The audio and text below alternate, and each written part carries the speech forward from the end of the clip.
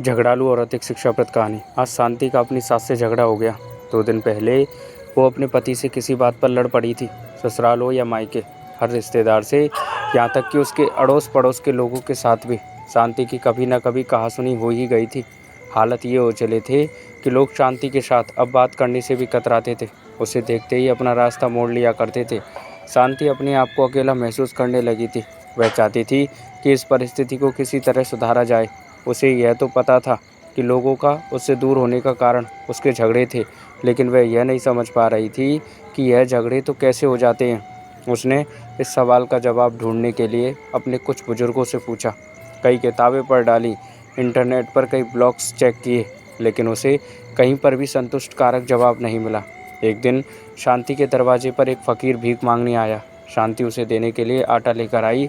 उसे लगा कि शायद उसके सवाल का जवाब यह फिर उसे दे सकता है, इसलिए उसने उस फ़कीर से भी यह सवाल पूछ लिया। शांति से फ़कीर से पूछा, फ़कीर बाबा, क्या आप जानते हैं कि झगड़े होने का सबसे बड़ा कारण क्या है? फ़कीर ने शांति की तरफ देखा और बोला, मैं यहाँ पर भिक्षा लेने आया हूँ और तुम होके मुझसे यह फालतू के सवाल कर रही हो।